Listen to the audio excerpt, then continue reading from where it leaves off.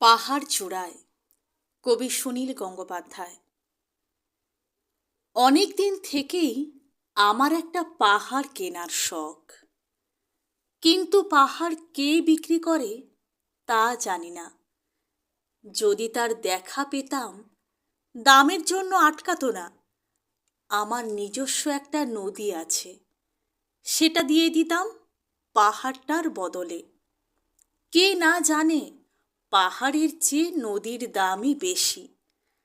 পাহাড় স্থাণু, নদী বহমান। তবু আমি নদীর বদলে পাহাড়টাই কিনতাম, কারণ আমি ঠকতে চাই। নদীটাও অবশ্য কিনেছিলাম একটা দ্বীপের বদলে। ছেলেবেলায় আমার বেশ ছোট্টখাট্ট ছিমছাম একটা দ্বীপ ছিল, সেখানে অসংখ্য প্রজাপতি। শৈশবে দ্বীপটি ছিল বড় প্রিয়। আমার যৌবনে দ্বীপটি আমার কাছে মাপে ছোট লাগল। প্রভামান ছিপছিপে তন্বী নদীটি বেশ পছন্দ হলো আমার। বন্ধুরা বলল, এইটুকু একটা দ্বীপের বিনিময়ে এত বড় একটা নদী পেয়েছিস, খুব জিতেছিস তো মাইরি। তখন জয়ের আনন্দে আমি বিহল হতাম।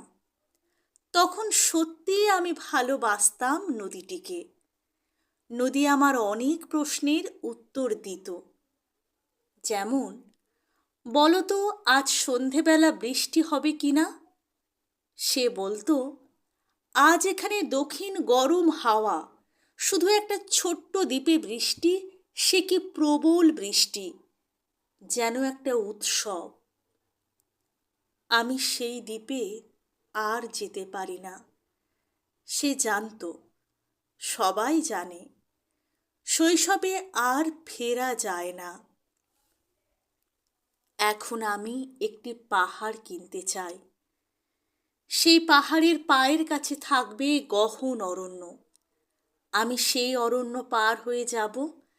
তারপর শুধু রুক্ষ কঠিন পাহাড়, একেবারে চূড়ায় মাথার খুব কাছে আকাশ, নিচে বিপুলা পৃথিবী, চরাচরে তীব্র নির্জনতা। আমার কণ্ঠস্বর সেখানে কেউ শুনতে পাবে না। আমি ঈশ্বর মানি না, তিনি আমার মাথার কাছে ঝুঁকে দাঁড়াবেন না।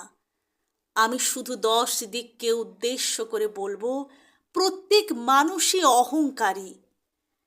এখানে আমি একা, এখানে আমার কোনো অহংকার নেই।